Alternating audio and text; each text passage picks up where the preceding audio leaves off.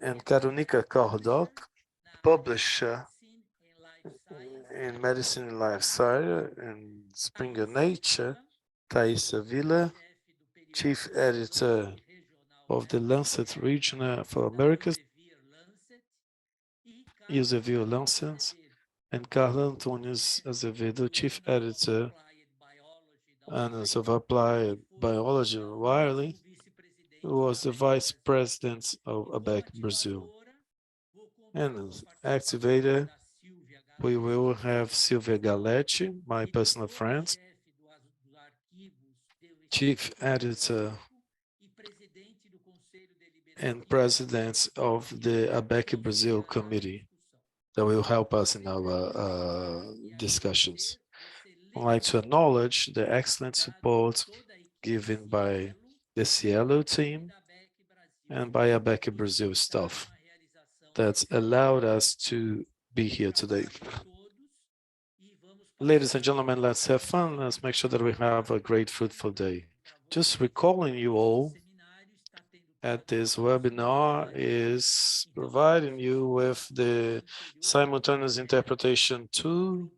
Those of you who want to follow in Portuguese, please press Portuguese, or English, press English. Do feel free to do so, ladies and gentlemen.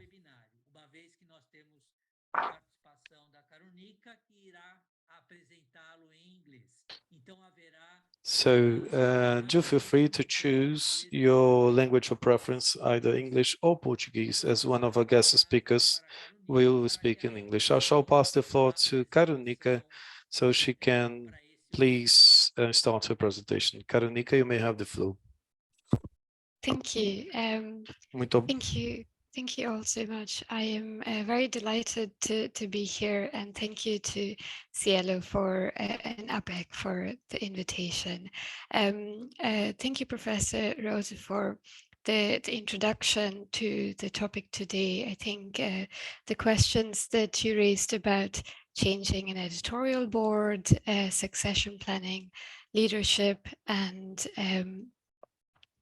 so on, I think hopefully some of it will be addressed in my presentation today as well. So I am going to quickly share my screen. There we go. Please let me know if you cannot hear or view any of the slides at any moment as well. So before we dive into the presentation, I would like to say a little bit about myself and the portfolio of journals that I manage. So my journals are in the field of neuroscience and psychiatry, and they're all part of the Springer imprint. And what that means is that traditionally we work with editors who are active researchers and academics, and my role as a publisher would be to engage with external editors and support them in the journal development process. And of course, there are day-to-day activities of ensuring that articles are printed and production and all of it goes well as well. So a lot of my presentation today will deal with this model of editors and journals, but I believe it will also be applicable to other models as well. For instance, our nature journals that work with in-house editors also. So here you can quickly see a short summary of 5 topics that I will be discussing. They're all linked to each other and part of our process of succession planning. I will start with the first one here. So when we think about succession planning, we consider a lot of different aspects, and it is part of our annual thinking about journal development as a whole, right? So when we're thinking about succession planning, we're thinking about who is the ideal leader, right? What makes an editor-in-chief successful. So first we would consider, of course, their research fit. How well does their research fit the aims and scope of a journal? Are they well known in their field? I mean, they don't have to be a superstar, but they have to be accepted as a solid scholar in the field. How far does their network go? Have they been involved in an international research network? Have they been on grant committees? Are they familiar with the emerging fields of research? And is it part of their vision to keep abreast of the emerging fields in their research network as well? And the third is, of course, what has been their previous interaction with the journal? Have they been an author, reviewer? Have they been an editor, board member?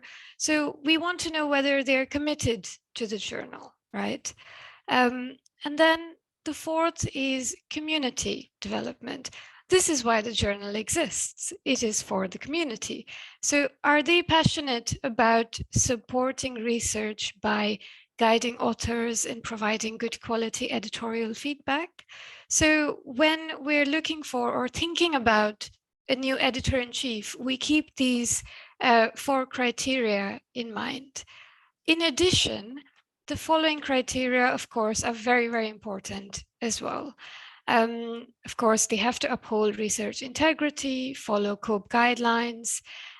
They should be committed to open research and knowledge equity, and also be committed to diversity, equity, and inclusion when it comes to appointing senior editors, the editorial board, but also to when it comes to inviting researchers and authors from different parts of the world as well. So when we take all of these criteria into account, we're really thinking about succession planning as a process, right? It is part of the journal development process as well. So we put ideas into place and so on, and we have a plan as to when we would like to appoint a new leader, or if we need to appoint a new leader, how that would go as well. So that brings me to my next slide here, which is when do we recruit a new editor-in-chief? So we have all of our plans, but when is the moment that we find a new editor-in-chief?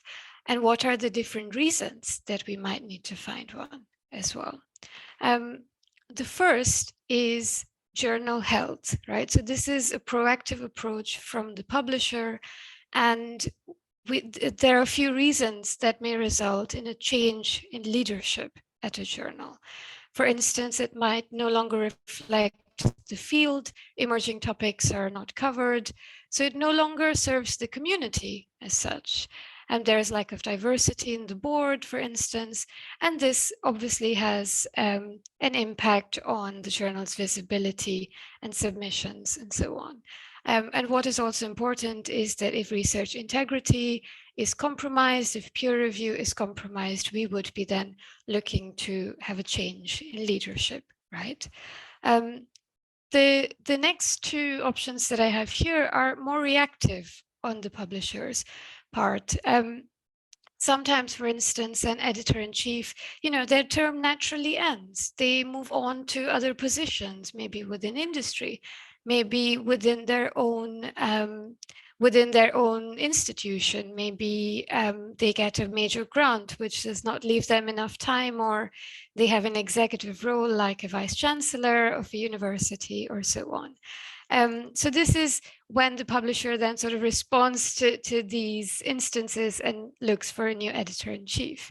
And the third, of course, is very uncommon, but unfortunately also happens when an editor-in-chief resigns or there is an untimely demise as well.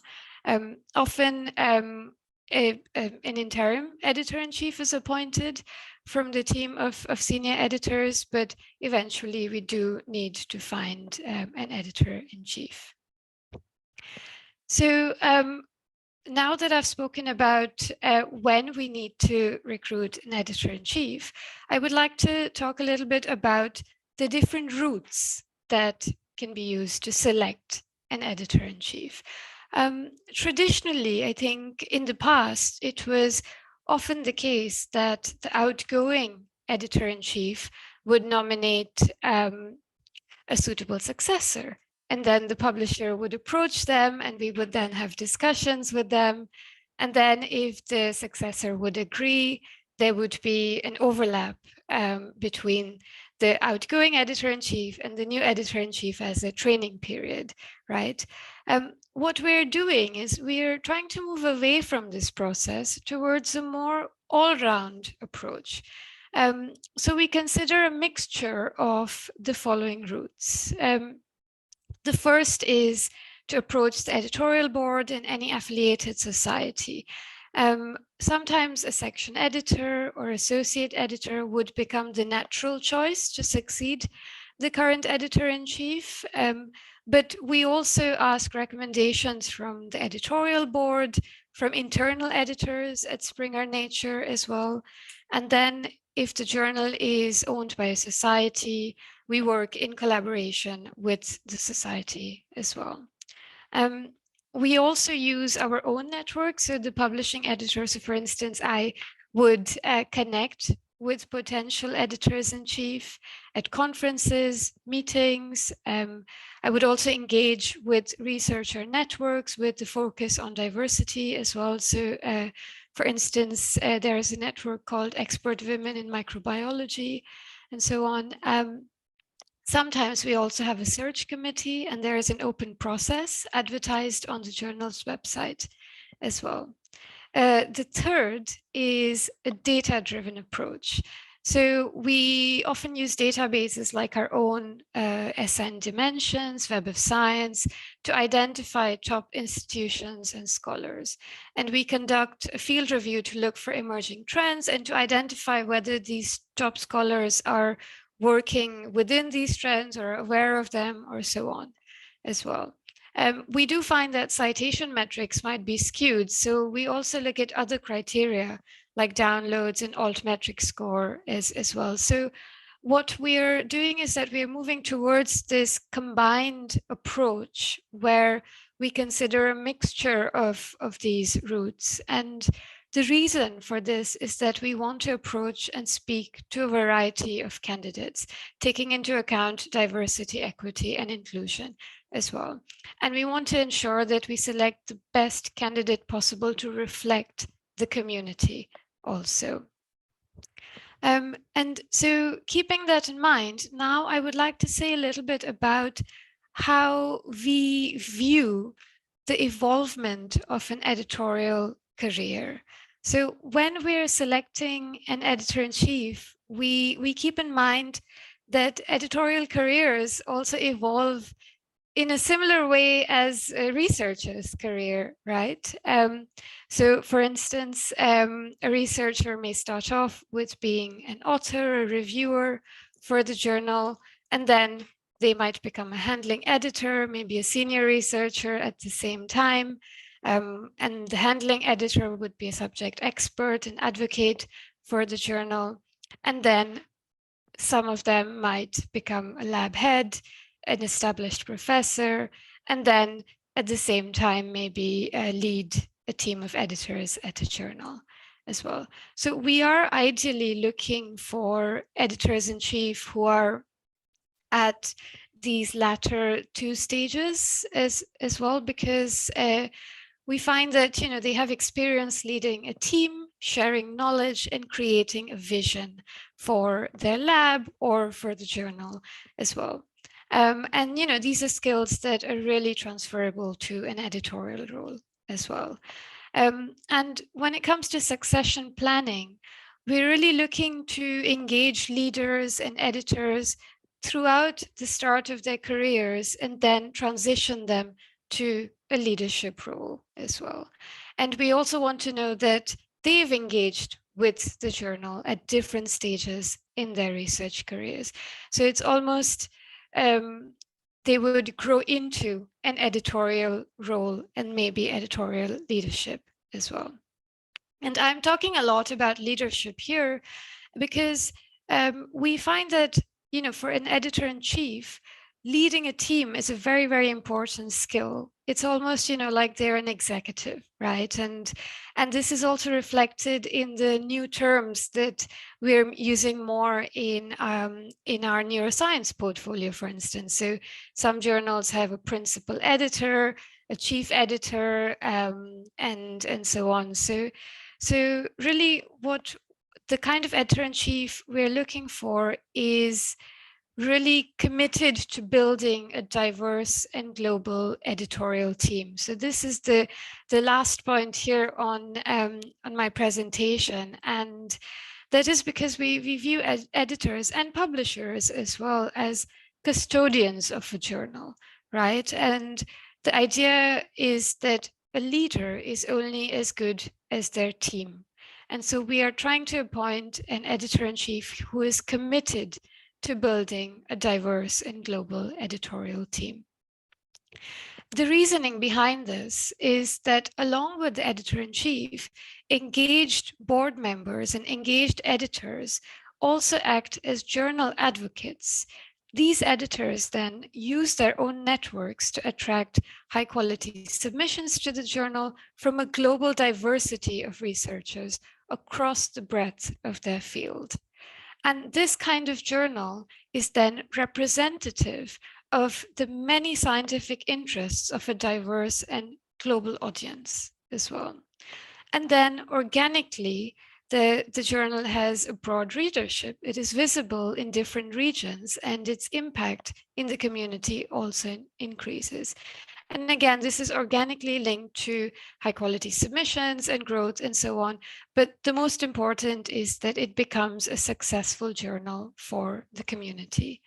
So I will stop here. And in conclusion, I would like to say that I've tried to give an overview of the different models of why and how new editors-in-chief are chosen, as well as the criteria that we take into account when selecting an editor-in-chief.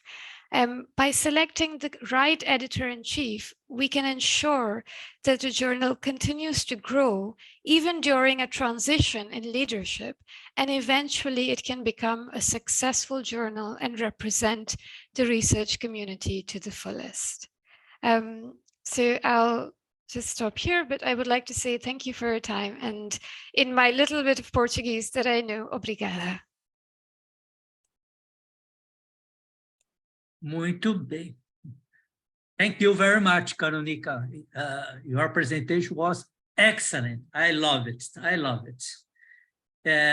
Vamos passar imediatamente para a Taissa agora. Em seguida, no final, nós faremos... We shall now open the floor for Taissa. Please, Taissa.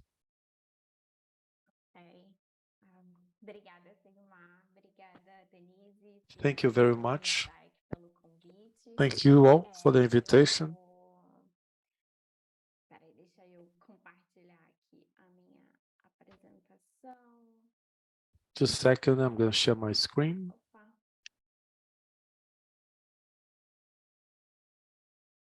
Tá tudo certinho? Okay, can you all see? Obrigada. Here we go. Bom dia a todo mundo. Morning, ladies and gentlemen. Morning. Obrigada pelo convite novamente. All of you, thank you very much for the invitation. I'm here with a different mission. Karunika has given a very important view about how a published look and decides on the new chief editor. So we're speaking about succession. I've spoken to Sigmar about this. I told him that perhaps I had a little bit different view on how succession could or should be a Lancet. So he encouraged me that I could bring here my view, which is the opposite. from what has been said. And as you can see in the title of my presentation, I'll try to invite you to think on the following lines. Are permanent editors always a bad idea? So why am I saying this? So very quickly, my name is Taissa. I'm chief editor of Lancet Regional Health for the Americas. It's a new journal launched 2 years ago. So in the growth and development process of our editorial board, and the focus of our journal is to embrace research that are done in and for the Americas. So it is important that we say this within our concept. Our team is a very small team, so we have 2 senior editors, one in the US and one here in Brazil. So I respond to our central in London, as you probably know. So Lancet within Elsevier structure and portfolio, to say why I'm going to speak about different editorial models. Lancet was created and it was an independent journal for a long time. We are about 200 years this year, no? So for many years it was acquired by Elsevier, which is a giant multinational one with more than 3,000 journals, more than 1,000 in health science in this group. So there's a huge diversity of models, of editorial models happening within Elsevier, where we are inserted in. And why am I bringing this info to you? As it has been said before, within these portfolios, just like Springer Nature, Elsevier works with different models. A big part of these journals will belong to Elsevier journals or belongs to societies which are associated or led by Elsevier. In these 2 main groups, they will work like she has said before. As we know, most of the journals which are led by what we call scientific editors. We have a publisher that will be overlooking and be responsible for a group of journals, and he or she will direct the editorial process, appoint the chief editor that will together work on the growth and development of this journal. However, in this model, there is some hierarchy where the publisher defines the chief editor based on a vision, based on a view that he already has. What I'd like to bring to our talk is a model that we work in Lancet and SciELO Press and Nature as well. And it's a model called in-house editorial team. In this model that we're going to show here, the whole editorial team, it is part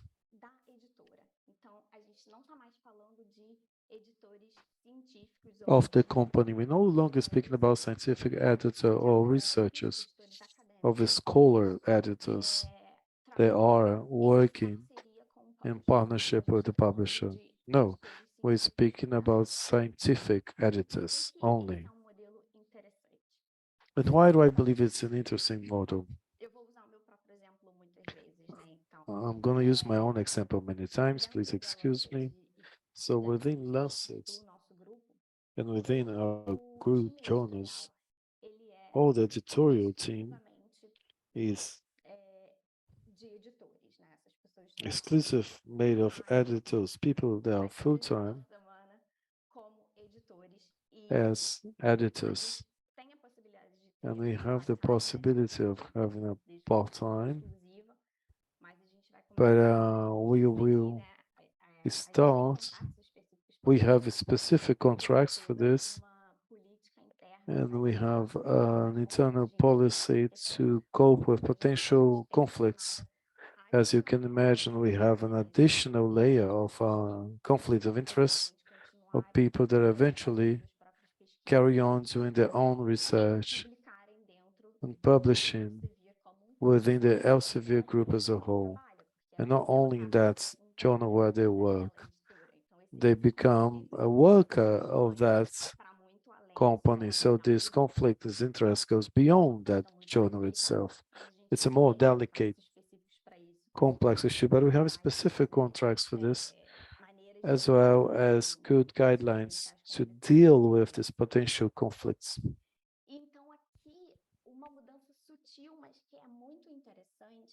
Something very subtle here of a change, but very interesting as well, is the fact that this team, especially this chief editor, they start having a more incisive role on the directing of this magazine. So this editorial is more independent in creating the new strategies and the view of this journal once they are actually the ones that are responsible for growth. And that publisher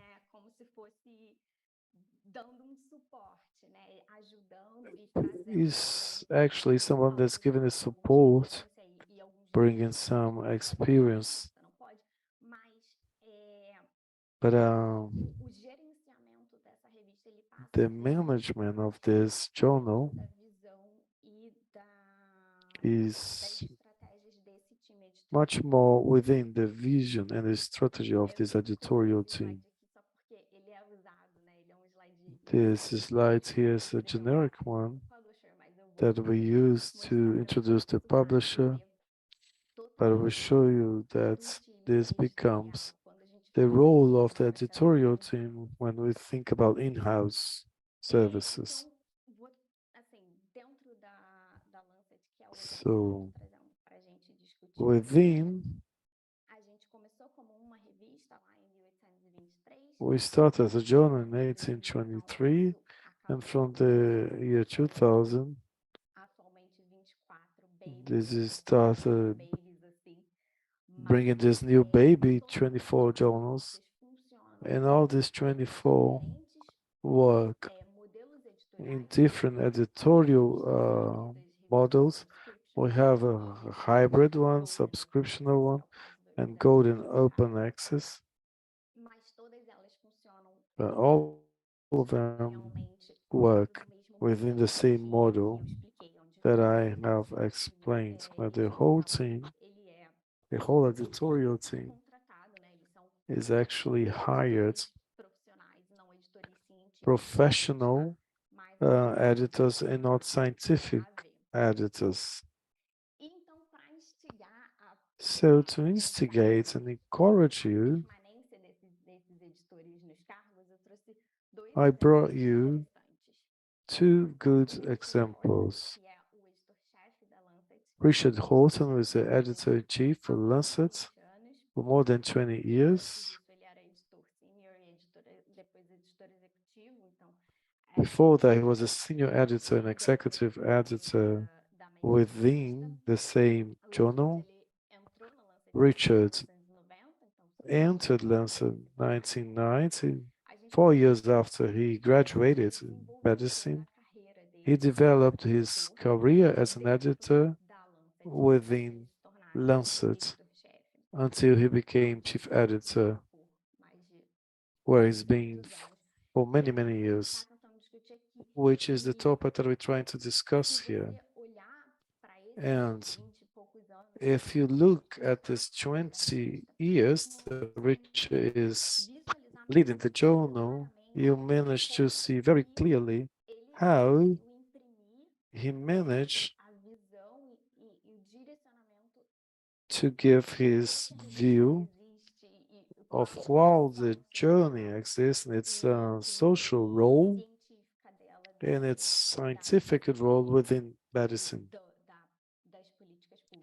and within public policies, which is global health direction that happened very clearly from Richard's arrival as the heads not only of the journal,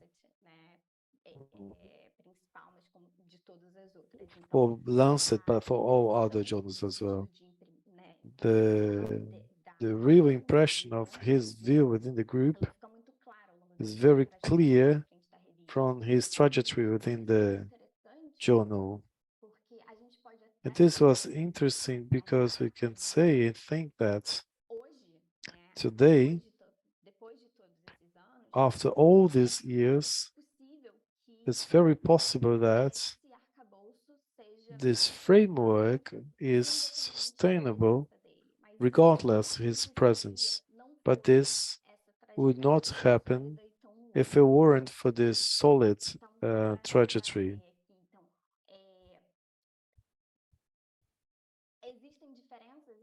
There are differences, or you having a succession that happens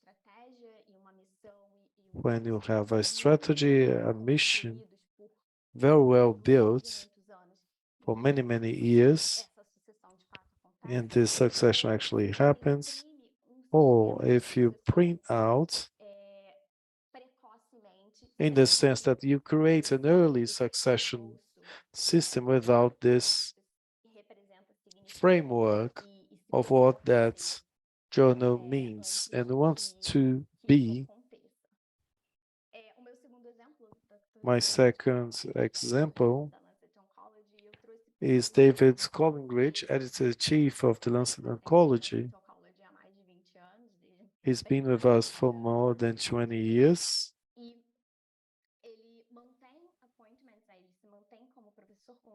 And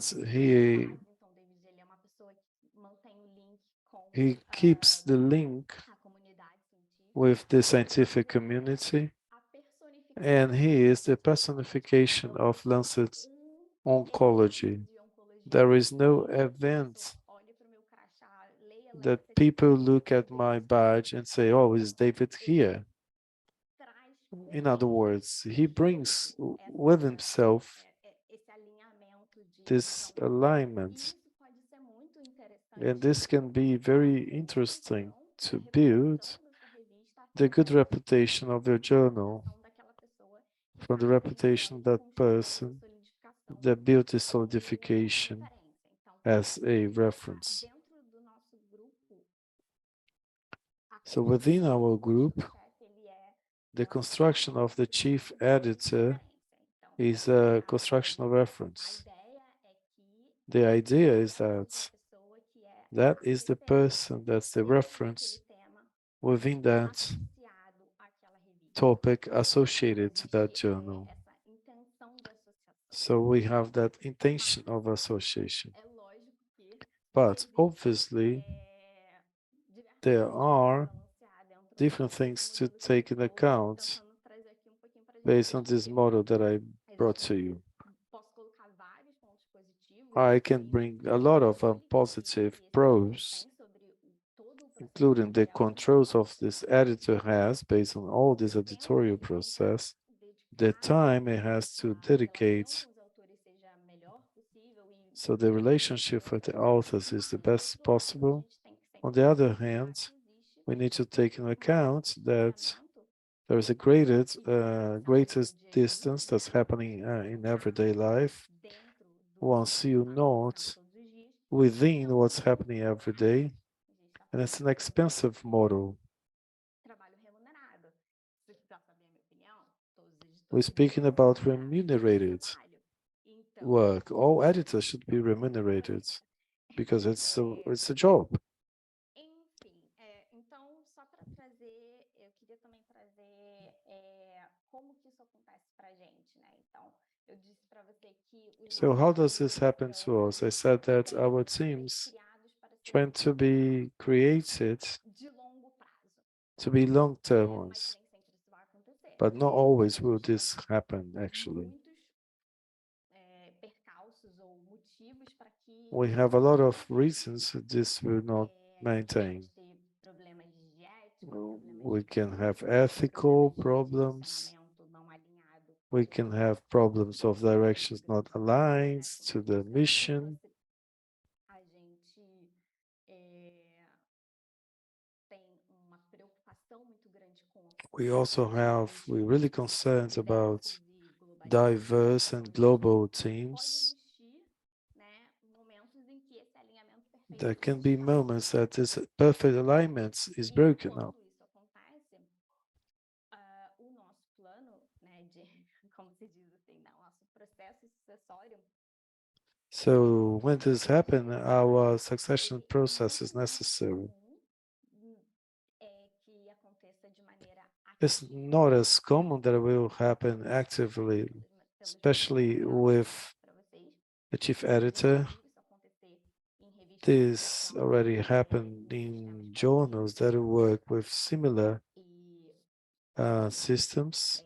o modelo mais tradicional é que se aponte, né, um acting editor-in-chief, e o importante para diferenciar aqui é que, como eu falei, a gente está inserido dentro de uma grande empresa, de maneira que essas pessoas passam a ser empregados dessa So empresa. Então, these o people nosso are actually processo de these recrutamento companies' workers now. embasamento So our recruitment process will have all the scientific basis, extremamente semelhante ao que a very gente similar to what was said before, é processo de contratação. but it is a hiring process. So Mix de it sort of goes through a mix científica. of scientific assessments and A gente tem também essa diferença human resources processing. So we have this difference that I'm actually hiring a person for a fixed position, contratação a ela fixed job, but this exclusivamente baseada is exclusively em avaliação done in my assessments do alinhamento científico daquela of the scientific alignment of the person with the position he or she is proposing for. It's much more common that this succession will happen in the levels of senior editor or associate editor. That's where we have a career mobility. As pessoas estão ativamente So these people are more actively a próxima oportunidade. looking at the next opportunity. Esse processo seletivo So we have this que pra gente succession process, which is a selective process that happens more often to us. And it is interesting that ele se dá de uma maneira it muito, actually happens como se diz, in a, a autonomia do editor-chefe, well, the autonomy of the editor-in-chief is huge. eu não For passei por instance, experiência de I didn't go through the substituição no meu time, mas eu passei por replacement experience in my team, but we have expansion. We were a team of 2, now we are a team of 3. Next, we're going to be a team of 4. So this process, existe uma autonomia muito grande do it demands a huge autonomy from the chief editor. outros editores So together with other editors, definir qual we will define o perfil ideal, what is the ideal profile for that position at that specific time, a growth for our growth strategy for that very specific moment, and define who that person will be. So the publisher's input is very small related to these changes that happen in the editorial level. Só, assim, caso esses slides fiquem disponíveis para outras pessoas, acho que tem alguns So there are a few things that will facilitate that this transition, or this change, or this expansion in your team can be less destructive, less disruptive as possible. So as I had already commented,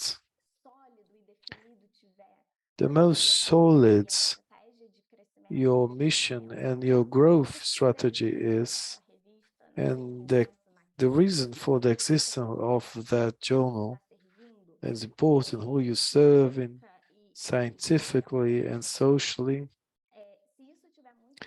If this is very clear, as I had already commented, and I believe this is very clear for Lancet, this will overcome the existence of the chief editor person. The better this is defined, the easier this replacement, this succession will be without a lot of problems. And in more operational levels, which is our routine, it is extremely important that the whole decision-making process is completely transparent, documented, and following all the guidelines that we are familiar with. And the more operational this is, and the more transparent this is, this person, this is gonna get this big lorry on the road. So if we have a manual, instruction manual, this person will be able to quickly understand how this lorry been working and being kept on the roads. So it is important that the functioning of a journal is well documented and well aligned with the team members. When we are so aligned, it is easier for us to either replace or include new people. And training, especially because we also trainers. These people come from small exposure to the editorial process. So it's important that we have tools to train the future generation of chief editors.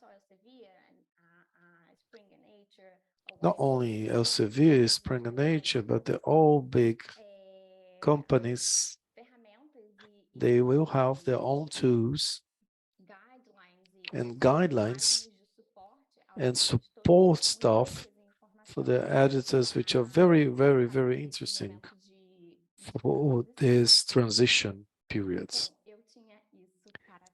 So thank you very much for your time and attention. And I hope I have planted some seeds of a new view that we could open up, and I'll be happy to entertain your questions. Thank you very much. Muito bom, Taissa. Mais uma excelente apresentação. Realmente, você trouxe alguns pontos que nós vamos ter que discutir no final. Great presentation, Taissa. We'll certainly open for a Q&A session at the end, but we shall now pass to Ricardo. Bom dia a todos. Antes de eu já vou compartilhando minha tela inicialmente. Vamos lá.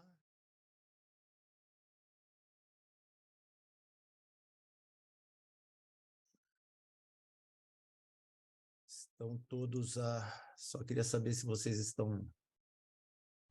Can you all see the screen? Entrou na forma apresentação, Ricardo. No yet. Opa, agora sim. Foi. Então tá jóia, pessoal. Muito bom dia a todos. Primeiro queria agradecer novamente o convite, Sigmar, o pessoal da ABEC, do SciELO. Once again, Sigmar SciELO, there are 3 points that I believe it is important before I go to the topic. And I want to congratulate SciELO for 25 years and ABEC for the work that you've been doing, and let you with my testimonial, because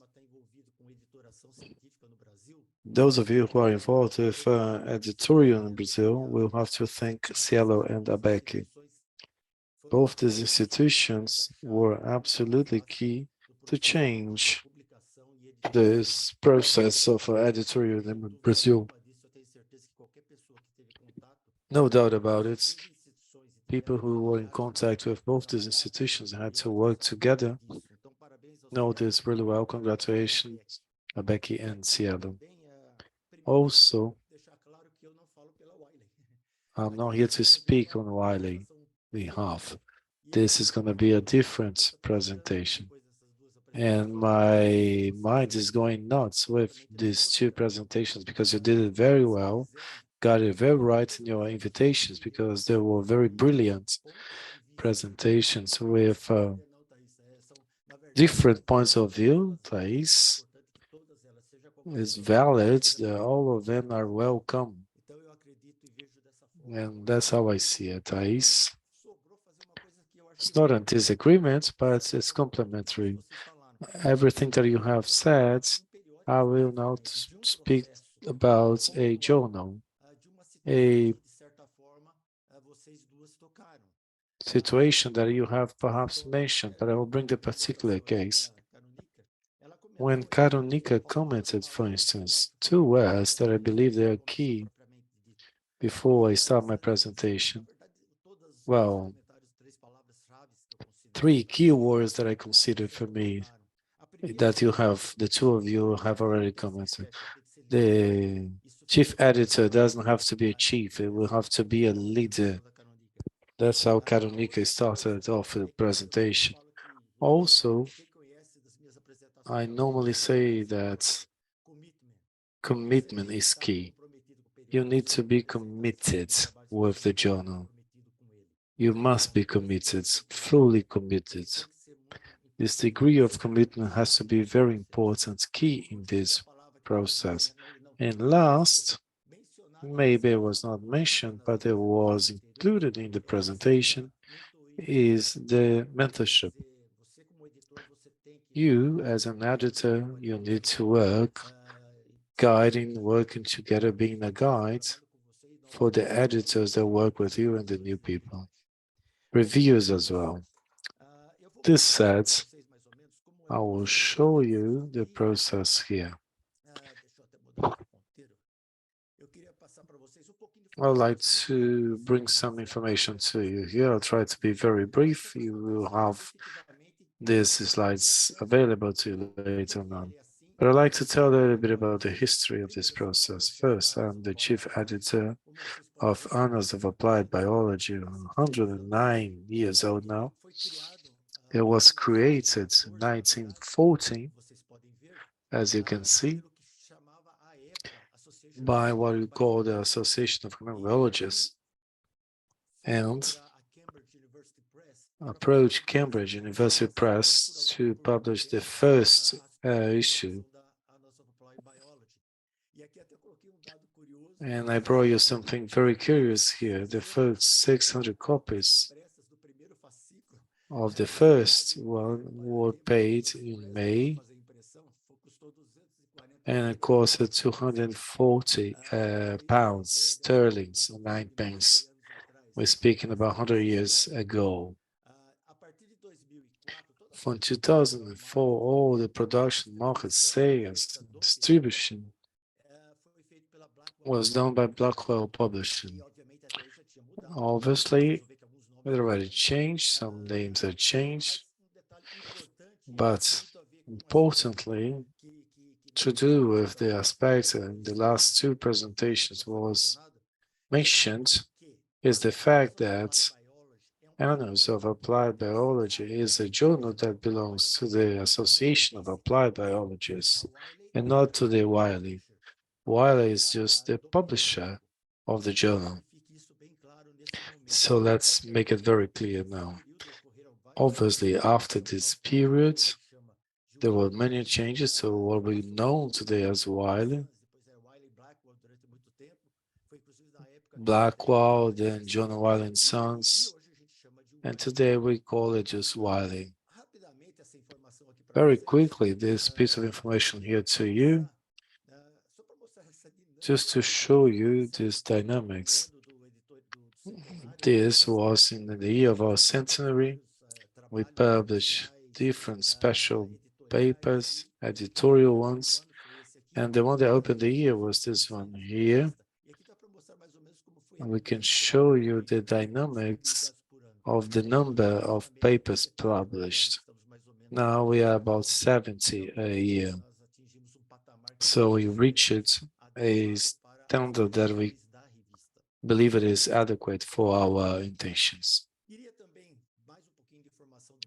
Also about the journal, before we speak about the process, the whole annual collection is available. It's been available since 2000. And the applied biology is within the websites in agriculture, multidisciplinary. And very importantly here is the fact we are a subscription journal. We have no fees. Once the paper is accepted, it's published free of charges. And there is another one, which is by discretion of the chief editor. In association with the other editors, we can make some of the papers in free access, especially the first one of the year, obviously in agreements with Wiley. And many times, if there is something particularly interesting for our community, because we are aimed at agriculture, applied biology for agriculture, so sometimes we have this conversation, and I've never been denied to come and say this paper I'd like to do free access or open access. So it is at the discretionary of the authors if they want to do open access. If they want to do open access, these are the fees that we charge to them. And obviously these fees, there are many links here, Wiley, with agreements within Europe, with Germany, Italy. If you are in these countries institutions, you don't pay any fees. So obviously there are many ways for you to minimize these costs. And all others that we already know within the process for the open publication. Now, speaking about our process for this journal, we speak about the Association of Applied Biology because it is this association that has a control of the journal. It also used to publish another journal that's now been sold to Wiley. Ricardo Technology Journal. And the association is 10 years older than the journal. And as you can see, it was founded in 1904. And it's a registered charity. And there is a series of different activities, not only the control of the publications of journals, organize, sponsor events and students, non-profitable association. And it's a very solid association, as you can see, for so many years and so many different activities that we are involved in. This said, how does the process work? Just to give you an idea, how is this journey work?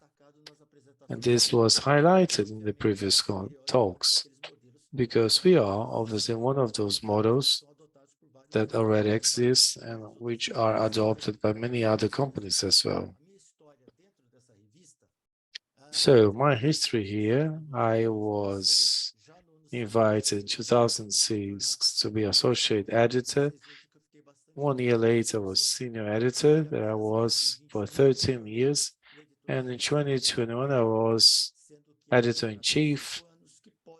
It's a 5-year contract that can be renewed. I have a 5-year contract with the Association of Applied Biology to be the chief editor-in-chief, and I can't renew it in 5 years. As Taissa said, regardless of circumstances, this can be changed. And important detail here that I'm also the senior editor as well. In other words, the model that we work is we have a lot of different senior editors. We are 7 of them in different areas of applied biology and agriculture.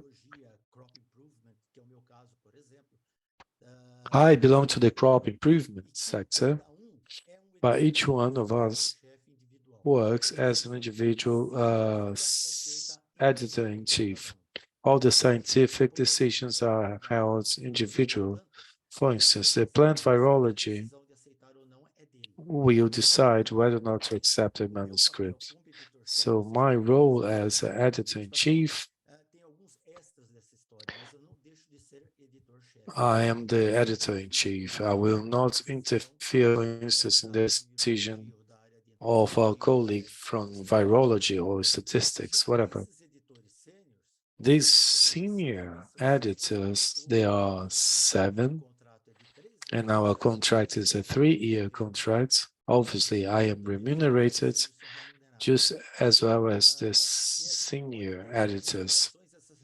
And our contracts can be renewed, unlimited.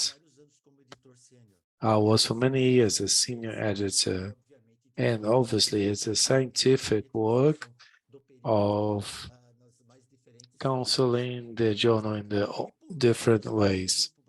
Last, we have a big group of associate editors, and we also have a 3-year contract which is renewed only once. Currently, there's 70 in the journal's different areas, and none of them are remunerated. I put this asterisk here because you will see, it's clear in the next slide, if the editor is good, you don't want to lose him. So there's no impediment for us to invite an editor to carry on. Initially, he or she will have a 3-year contract, can be renewed for 3 more, but if we want to, we can carry on this process.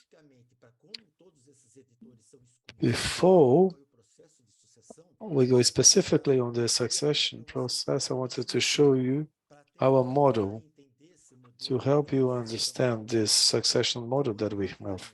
So very briefly, once the manuscript is submitted, we have an editorial team. This team is from the Association of Applied Biology that's hired to work with us. This is all paid by the Association of Applied Biology. This team will do an initial checklist, check other problems that may have for that submission, and this will happen in the first hours of submission. And the next day, this manuscript is directed to the senior editor. Let's say it's a statistics. This senior editor will have 2 possibilities. The senior editor will look at that submission and will check on that submission or not. If we're speaking about the scientific point of view, that might have been missed. That the editorial team has always checked the formality of the submission. So he'll have 2 possibilities. I think, okay, we carry on the assessment process, and he will send to one of the associate editor that will do all the conduction of the process. So this is all done by the associated editor. And the senior editor will decide whether or not to accept it. Or the other way is for him to decline, to reject. immediate rejection or death rejection.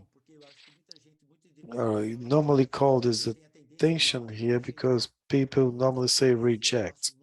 Many times, and I do this as a senior, I decline carry on the process because when I look at the manuscript as a senior editor, and I say to myself, this is not something that's interesting for the journal or out of scope. This is not a merit. So I cannot reject something if I don't have this merit assessment. So I decline carry on. So in my decision letter, I tell them very clearly why I'm declining. And finally, the author, our motto is single blind.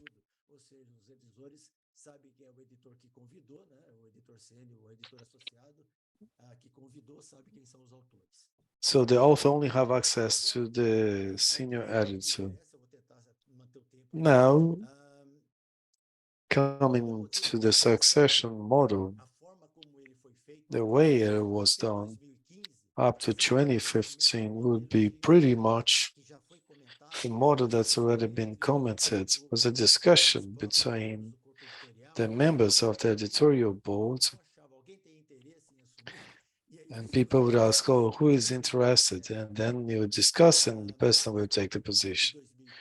From 2015, when we changed the process, so 2020, when I was selected to be the editor-in-chief, there was an open call for anyone could compete for,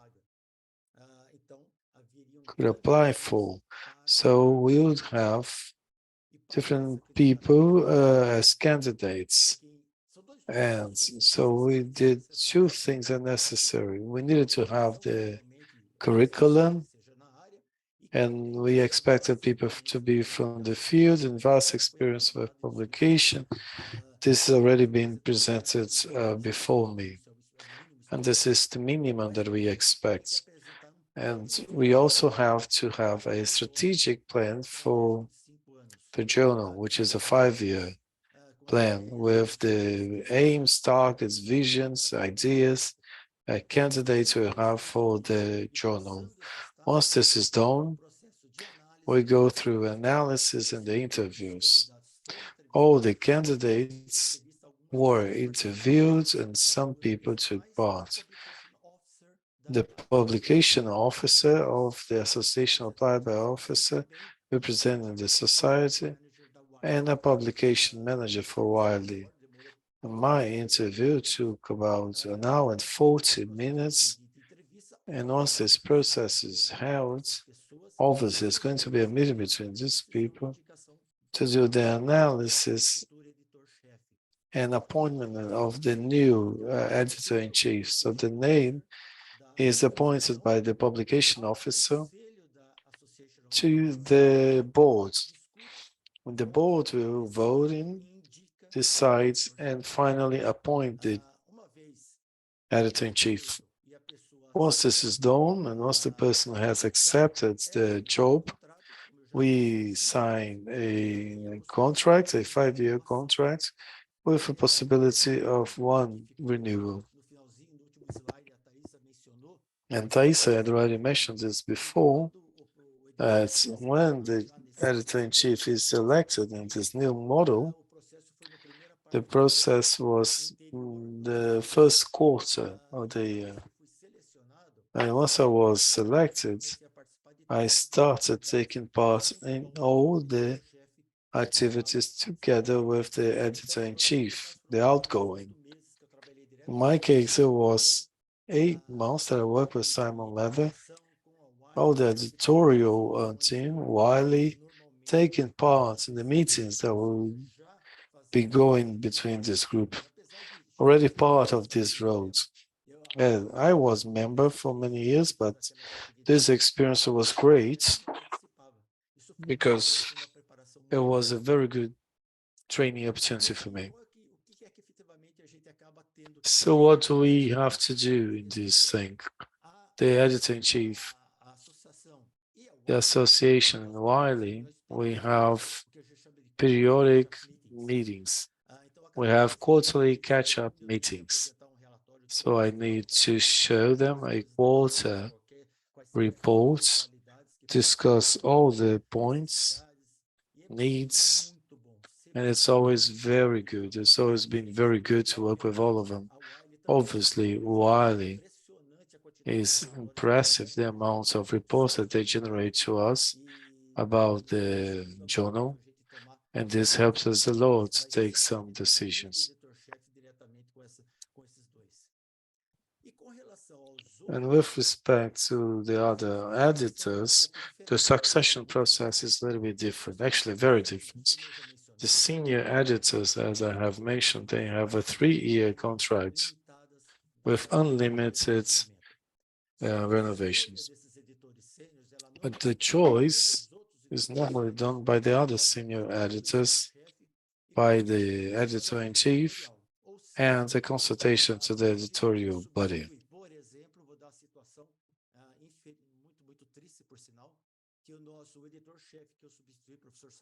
For instance, Simon Leder, that I replaced him,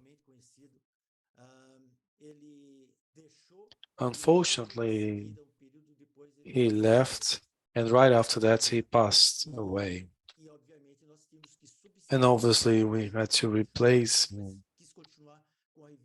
He was working as a senior editor, but unfortunately, he died. He passed away, so we had meetings, looked at the names, and appointed someone. The person accepted and has now been working with us. Is a very good one. I'd like to leave 2 pieces of message here for you. The senior editor, normally, at least the ones that we have chosen, they come from the associate editors. In other words, we work with the idea of bringing somebody that already is related to the journal, that knows pretty much the process. We go for those who are very committed with the journal, that can effectively become a senior productive editor and committed to the journal. We also had, however, some cases that I have to mention to you here, is that we have already invited senior editors that had never taken part of the journal. And the most recent case was not very good. The person just didn't work out. So before the 3 years, the person asked to leave. There was not a good connection. We found the person to have difficulties for not knowing perhaps the history. For the associate editors, 3 years, renewable for more 3, but obviously, depending on the performance, you'll be invited to carry on for more periods. Just like if it's not efficient, we terminate the contracts at any time. So all those who are invited are from the senior editors. We do not have Wiley's influence here. Obviously, Wiley is part. We bring their opinions about, but this decision belongs to the editor-in-chief, the senior editors, and the Association of Applied Biology. To conclude, I need to speak about commitments. We need to be committed. Efficiency of these people that work, of this staff that works with a good leadership, a good mentorship, I believe it will work and work well. And obviously, respecting the ideas, the goals and the aims of our strategic plans, what is our mission as a journal. And people need to understand this idea. It doesn't mean that we cannot change things, because people change, the world changes, and I believe this is key. we demand this from our Amazon Applied Biology editorial board. This is what you have already said, and maybe Taissa will be concerned because I might think here that the editor must not stay ongoing in the position. As I said, it's not a criticism. There are different models. There are different models. She showed two clear examples. So I believe that within the models that we have, I always said that I don't want to renew my contract. It's an activity that I was blessed to be able to do. Not editor-in-chief, but to work with editorial issues. For me, it was a key thing, personal thing. But I believe we need to have oxygenation. I believe we need to have people coming in. And I understand the other models. As I have said initially, does it work? Is it efficient? Are people committed? Then it's good. It's great. So once again, thank you very much, ladies and gentlemen. Please forgive me for running out of time. My congratulations to SciELO and ABEC. Thank you very much. Great choice of names here. And I said my mind is going mad with this brilliant presentation. It was great. Thank you very much, Sigmund. Thank you. Congratulations to my previous speakers. Muito obrigado, Ricardo. Você fechou com chave de ouro, realmente, né? Eu acho que a sua colocação final. Thank you, Ricardo. It was great. Your last words are key. There's no right and wrong. There is what works and what doesn't work. So I shall now invite Taissa, Karunika, Silvia. I shall pass the floor to Silvia. And let's try to understand these questions here. Silvia? Oh, great talks, Sigmar. Fantastic, brilliant. My mind is gone nuts, just like Ricardo. I had a concept that I have already changed.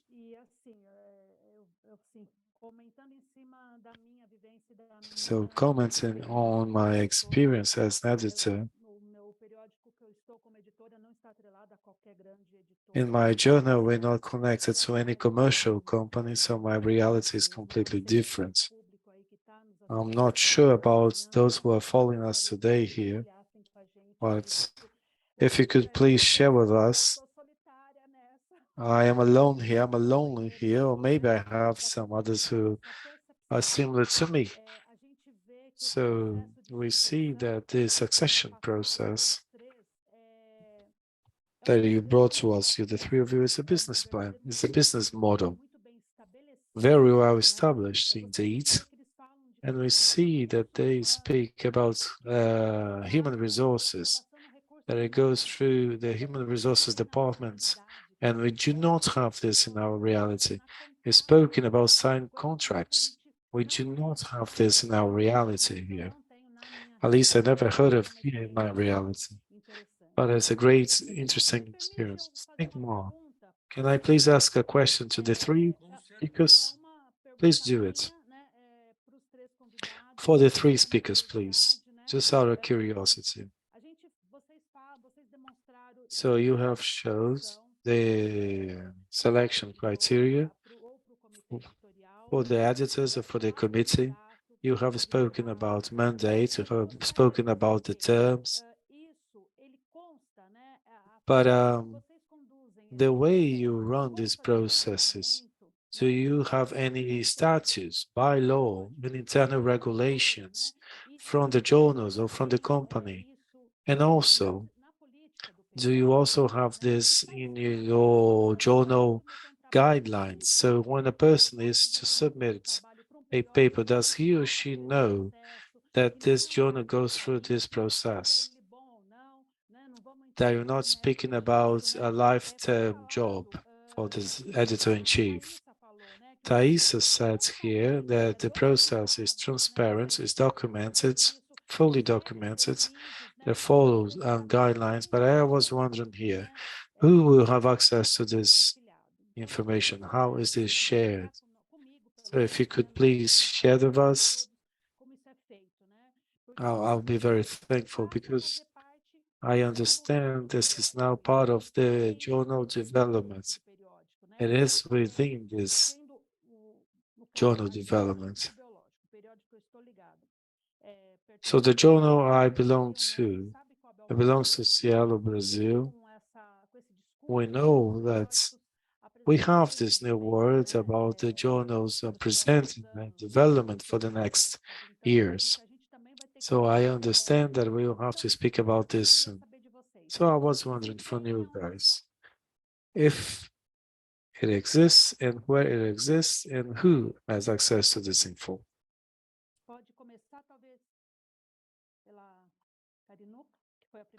Maybe Karunika, as you were the first speaker. Of course, yeah. I think, thank you so much, Silvia. That is a great question, actually, as well. I think it is important to think about, what are the internal regulations and whether this information is shared externally. As far as I am aware, there is no documentation shared externally on Springer Nature's end about the different processes that we use. So that is why today is, a good opportunity for us to say a little bit about that process. When there is a search process that is, there is an advertisement on the journal's website and so on, then the criteria and information is available publicly as well. It would be interesting to think about how we could present this information to the author, right? And yeah, so that is something I will take back and think about whether we can give a little bit more information on how the editors were chosen for the authors, for the readers. Yeah, thank you.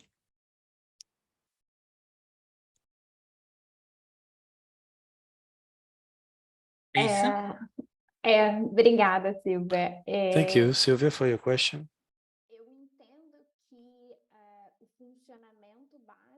I understand that the basic functioning of the editorial body, it has to be described in the main page, and it is according to the COPE guidelines, but not necessarily it needs to be explicit if these are terms of duration or not.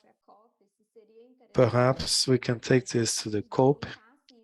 It would be interesting that the guidelines did this in an ethical process, that not only this is specified for every journal, as it is suggested, that the main page would indicate the model,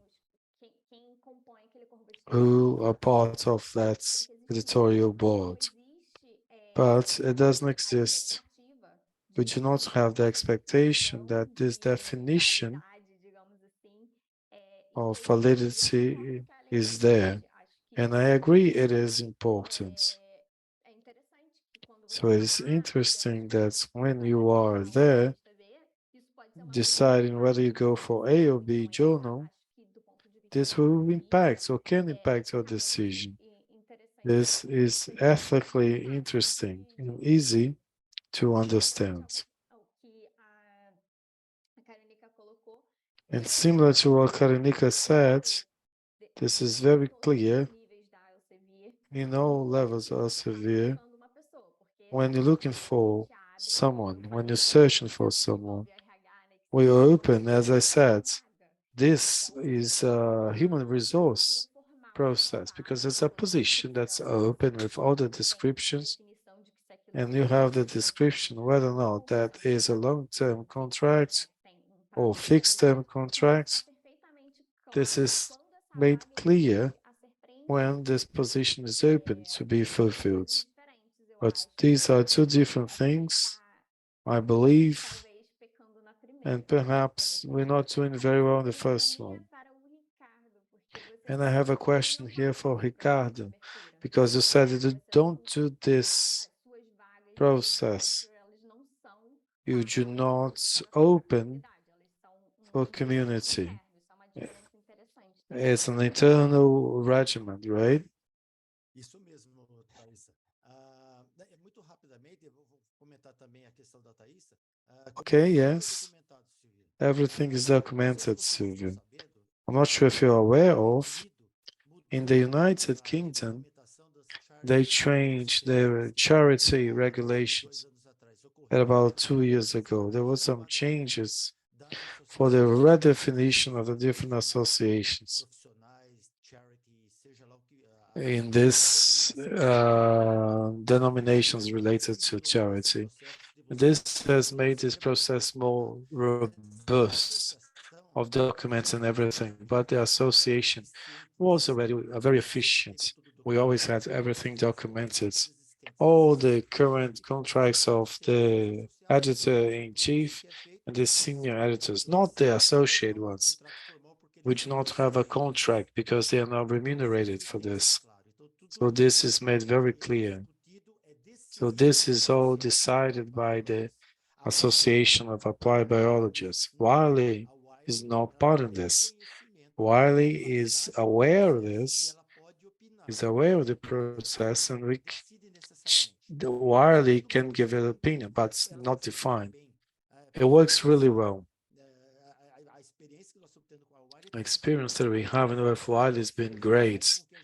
People there are great. People are very open, and this facilitated a lot our relationship. And Taissa, with respect to the senior editors, the process is done by the editors. We talk and talk to our colleagues because we have groups of experts for all different areas in agriculture. So when we have to do it, we do it amongst ourselves, and that's how we come to our choice. The only proposal that we have in the process is the one for the editor-in-chief. Before me, it was different, but now it's just like it is now. So it's easier to define the editor-in-chief because we'll see naturally. Simon, for instance, you will be the one. So we never had any problem. Now, Wiley, with the association, found that we need to make it open for candidates. But all documented, definitely.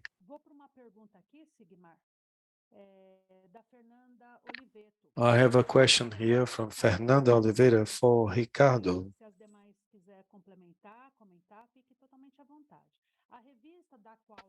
But do feel free to comment, those of you who want to. Fernanda is assistant editor linked to a federal autarky. She is interested in your opinion. A journal whose published is a federal organization. Which sector should it be linked to? To the presidency? How can we think about the sustainability of a journal that's subject to changes in the government? This is a much more complex discussion, and I agree with her. It's much more complicated and difficult. I remember when I went through a situation similar to this, and it was complicated, I promise you. It was complicated because there were some interference. There were no part of the scientific point of view. And apparently people understand that because we have this relationship, they can, in a way, influence on other aspects. Okay, you can take care of the administration, but not the scientific. Scientific is for the sciences. I believe I would avoid to work in a situation like this because this depends a lot on the people who are there. And as she said, when you have a change in the government, this can definitely influence directly. How are you going to keep the stability of a journal? Who work there? How are we going to keep the mission if it can be influenced on by the change in the government? And the government many times is not related to the science involved in the journal mission. Okay, I understand this is a very particular case, and it's not easy to find an answer and for you to keep exempt. But very quickly, let me please say that many times the editorial team is kept by this organization, even though we had a change in the government. You have a secretary, for instance, people who look around the checking, and this person is a permanent member, a staff member of this federal organization. But it can be taken away anytime. But the politics, they are very complicated, and you will not be safe to work and focus your time and your effort to the journal as it should be.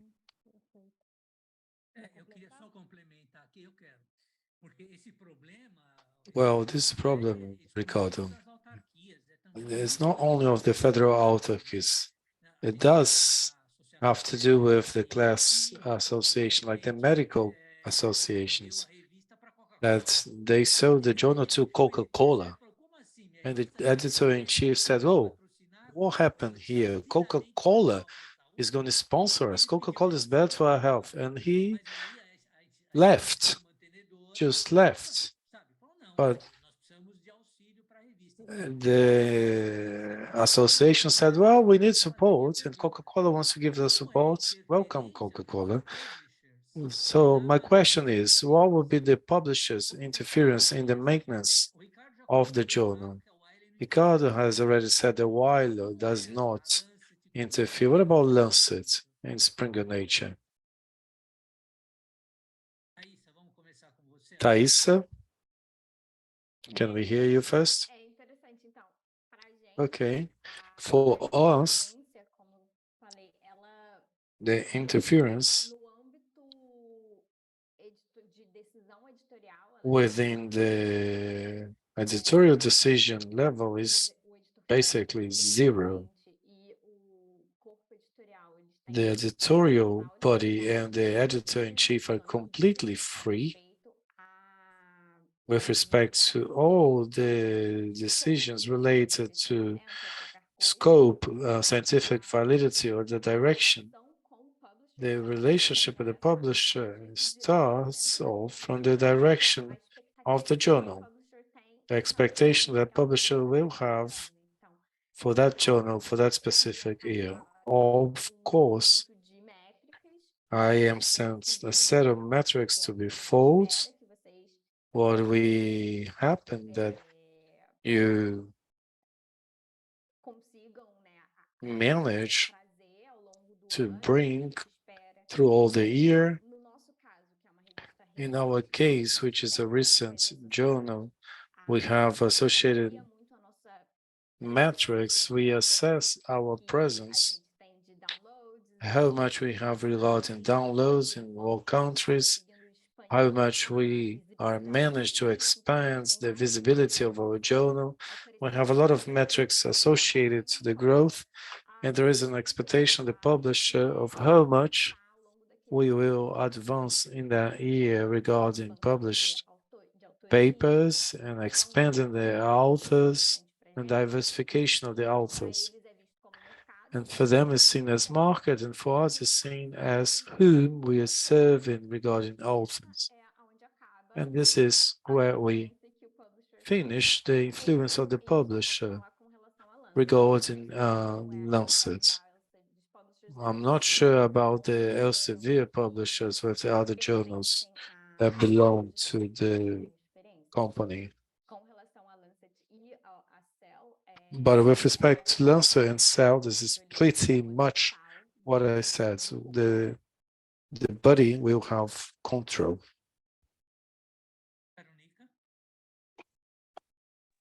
Karunika, please.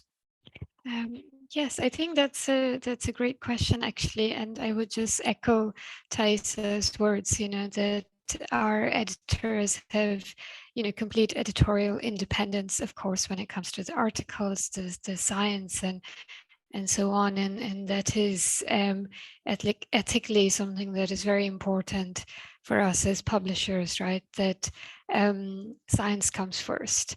And then sort of, that said, the kind of conversations that we have with our external editors within the sort of Springer model, where I work with external editors and so on, is I think also, as Taissa said, is focused on journal development, right? So we look at the different data that we have when it comes to downloads, citations, and so on. And we really work together with the editors to identify areas of growth, special issue topics, and so on. So, and personally, that is the best part of the relationship with the editors for me, because that is when you start to think about innovation and collaboration as well.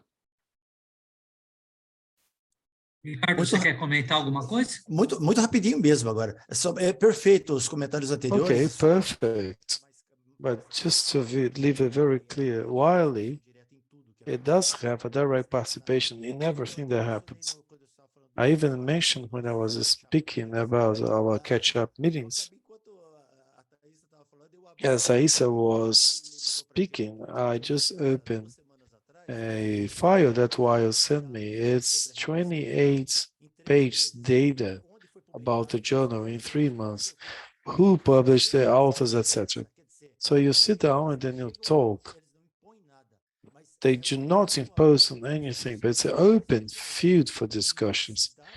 And they open for the aspects that we do not have, and the editors won't have either. So the publisher now will have a key, absolutely key role to support our own decisions.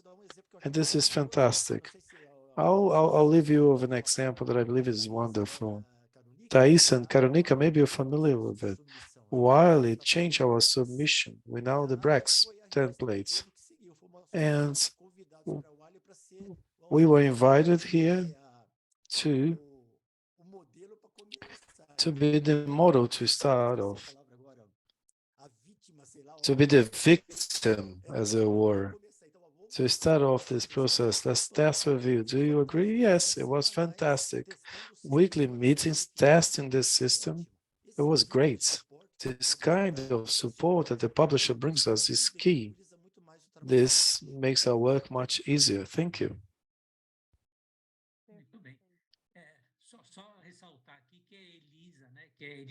Just to highlight here that Elisa is with us. Thank you very much, Elisa. A next question from Mr. Angeline. So initially, he congratulates us for the events, and he believes that his question can be an indiscreet one. So do feel free to answer or not. But out of curiosity, he is wondering how much you make as a salary. What is your salary as editors? Because he was wondering how much his work would value should the journal that he works for be as professional as yours. So please do feel free, if you don't want to answer, how much your salaries are. Okay, as I said, we have 2 types of contracts of the senior editors. I cannot mention the values because this is against the contracts. It's classified. I'll give you an idea. The senior editor will have a fixed value, and we are paid in pounds sterling. It's a fixed value, and every manuscript that you process, you will be paid for that individually. This is the model that we have. But you cannot live on it. Our journal is an amount to help us to keep this relationship with the journal due to the demand. Editors, 365 days a year. We don't have a break, no holidays. So you need to have this as your own priority. And as the editor-in-chief, I have a fixed salary. It's a salary. When we changed the process in my last year, when I was selected, in those 8 months that I did the transition with the old editor outgoing, they already gave me that salary of editor-in-chief. But it's not great. However, it's better than the senior, even though they do hundreds of manuscripts. But again, you cannot live on it because this is not our goal. If you have to live on it, forget about it. But it's a value that helps. The great advantage is you have other things. For instance, we have annual meetings in London, and they pay for everything. You manage to talk, you manage to speak, you take part, different events. So they will give all the support, which will not incur in costs for you. And this will allow you to have a better interaction, because should we have to pay for our trips, believe me, it will be impossible. The association is now sponsoring professional events. Sometimes we are invited to be part of it in order to promote the journal. It's not a direct salary, but motivates you to have this relationship with the authors, with the readers, with people from the scientific community and other publishers, people that work in this area. Ladies, do you want to jump in here? If not, let's carry on. We have already discussed this. ABEC to try to find some grants for the editors, as you already have for the researchers. We have already tried to have a grant for the editors, but unfortunately, we never managed to carry on this after a few years. We haven't managed to make any progress. Well, we are coming closer to the end of our time.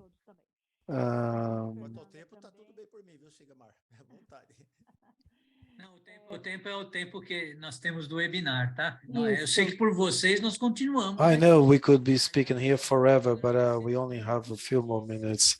So I want to thank you very much, the three of you, because even though we had an initial talk, apparently you guys had another meeting, just the three of us, and talked about what you would show here, because you did complementary talks, and it was perfect. Karunika started with all those parameters. Taissa followed her with that interesting, different idea and bringing the example, and Ricardo bringing his own view as well. So for me, it was very productive, and I want to invite you three for next week as well.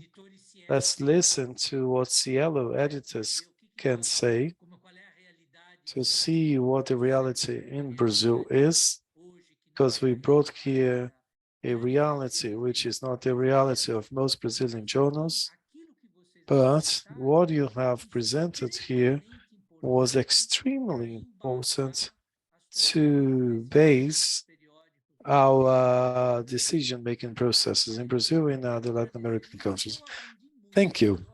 I learned a lot. I'm 100% happy. You guys were great, fantastic. The three of us,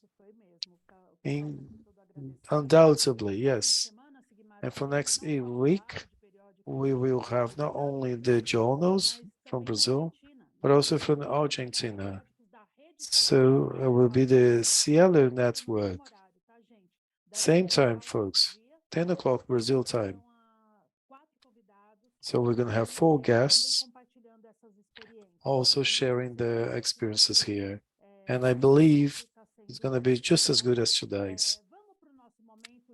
We shall now go to our last moments, which is our draw. But before, well, okay, but before that, we're gonna leave you guys 1 minute for your last words. Karunika, please, 1 minute for your last words. Yes, I would, only like to say thank you so much for inviting me here. It's really been an honor.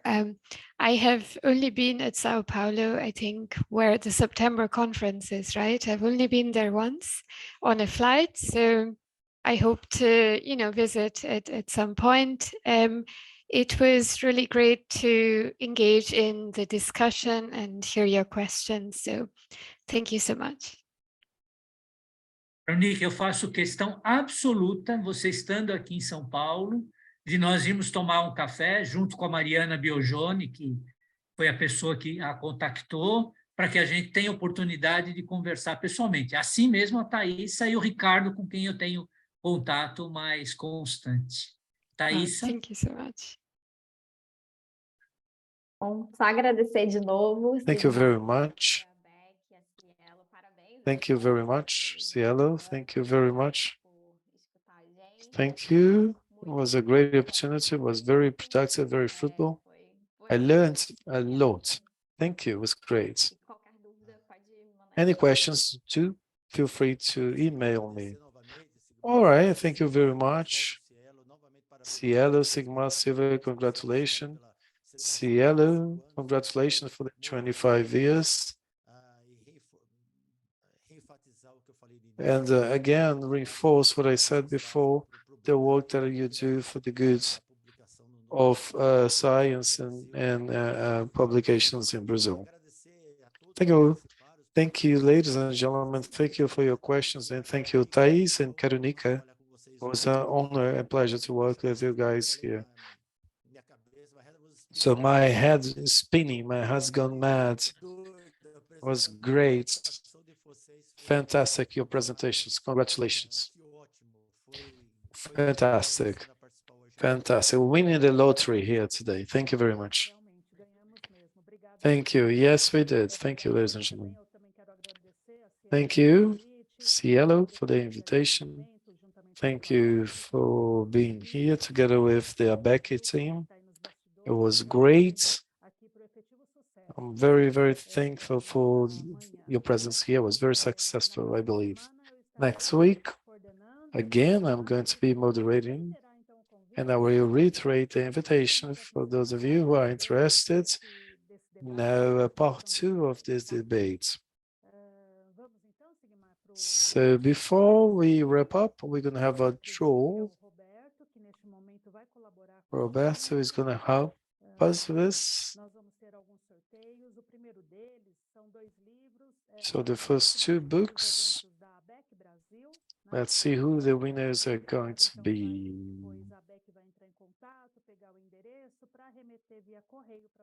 And you'll be getting it through the mail. So the first winner is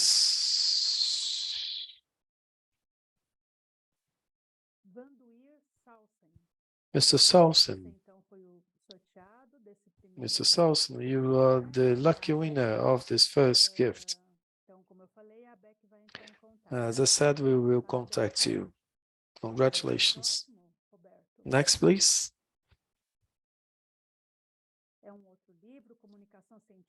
Another book. Coordenadores, a Heloísa Príncipe e o professor Sigmar de Mello Rode, né? Uma ótima publicação, recomendo a todos que quem não tiver a This is a great book. Let's see who the winner is going to be for this wonderful book. Open Scientific Communication is the title.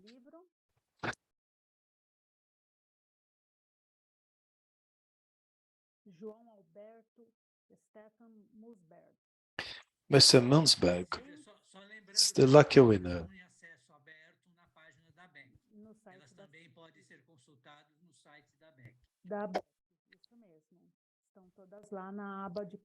And I'd like to remind you that these publications are also open access in our website. is last one here. Special topics on open data for scientific editors. Let's see who the last winner is going to be for this relevant topic.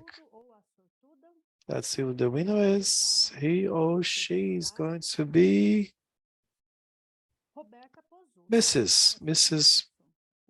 Pozzuto from Campinas, São Paulo. Congratulations to all. We shall contact you. Thank you very much for your presence here. It was extremely productive and successful. We are very, very glad and happy, and pretty sure that everybody will make the most of the knowledge that was shared here. Sigmar, please, you may have the floor. I just want to recall you that we have other seminars coming up soon for this 25-year anniversary. So I want to thank once again the partnership with Silvia, that we've been working together for many long years. And I'm very honored to be together with her. And once again, thank SciELO team and ABEC team for giving us support for this event. And I shall declare this webinar as closed. And once again, next week we all be together. Thank you very much. Have a good day, ladies and gentlemen.